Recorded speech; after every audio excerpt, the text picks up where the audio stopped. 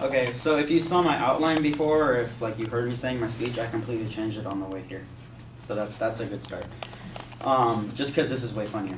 So it was Monday morning, and I have classes at 8, and I live in Huntington Beach, so I have to drive, and it takes like 40 minutes to an hour to get here, depending on traffic. So I left, and before I left, my mom looks at me and she's like, "Oh, by the way, I need you home at like 3:45 so that I can take your sister to the doctor without all your siblings, and so you can just stay here and watch them." I'm like, okay, yeah, sure, I'll be home. And so I go to I drive, and of course I'm running late, and I have to park on the roof, which in this time is terrible parking on the roof because the sun beats down and my car is like a microwave. So I park on the roof and I run all the way down the stairs, all the way to my first class, which is like all the way across campus, and I go through the class, and like I'm really tired because I woke up like all like basically like almost drunk tired, like, you know, that kind of tired you get when you're like just you can't do anything. And so I'm like falling asleep in my class, and the best thing for me about Mondays and Wednesdays is that my first class ends at 9:30, and I'm being sarcastic. My next class doesn't start till 12:15 because I didn't register on time. And so what I normally do is I just go and I sit in my car, and I grab a coffee, and then I sit in my car and just, you know, play on my phone or like listen to music or something. So I go and I grab a coffee and I go sit in my car, and I have the AC on for like the first like 30 minutes, but I don't want to run my battery dry, so I turn it off, and I'm like, okay, I'm just gonna listen to music and take a nap.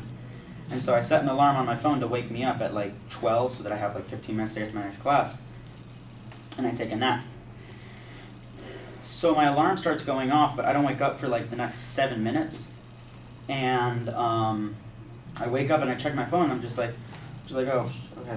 Then I like open, I'm like, oh, it's 12:07, oh shit. And then I grab everything, and I like put I take out my keys and I put them in my pocket, and I put my phone and my wallet in my pocket, and I grab my bag, and I like run to my next class, and I have like 30 minutes.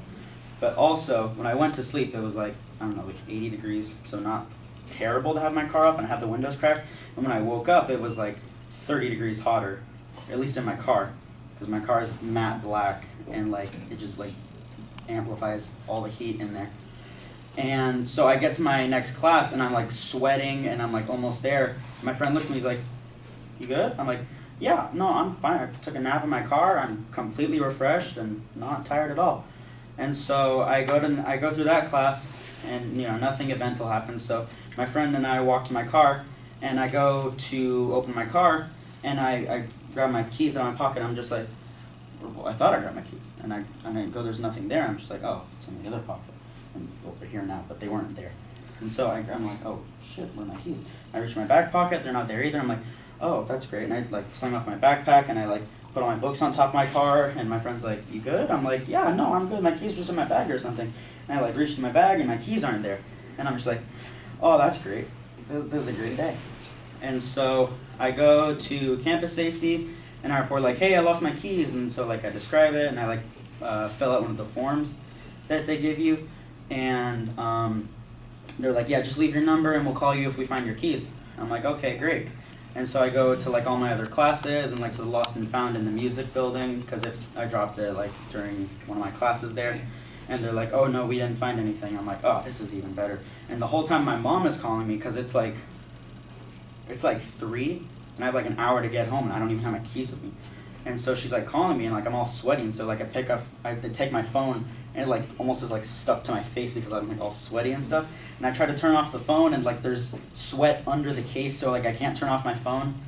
And so like I'm just freaking out, and I'm like, okay, I'm not this stupid, but I'm just gonna check. And I go up to the roof. I go all the way back up to the roof, climb all the stairs, and I look at my car, and I'm like, it's not there. And so I go to the driver's side, and I'm just like, no. And I see the passenger side belt clip. I see like the top of my lanyard like stuck on it. I'm just like, oh, okay. And so like what happened is when I got up, I put my keys in this pocket instead, and they got stuck on the passenger side. And when I got out of my car, they like got taken out of my pocket and like fell on the floor behind the seat, and I could just see the tip of it. And I went back to campus safety, and I'm just like, hey, I found my keys. And she's like, oh, that's so great, and like we'll get rid of your form. I'm like, but they're in my car. And she's like, oh, okay. And she's like, okay, just describe your car and we'll send an officer up there and just go wait for him. So I go wait and he takes like 20 minutes and like I'm still sweating in like the sun. I'm on the roof and everything. And then he comes and he's like kind of judgmental and stuff also. He's like, you shouldn't have lost your keys. And then he like fixes everything and gets me in. And then like he gives me one of those like, be more careful next time. And that is my great start to this week.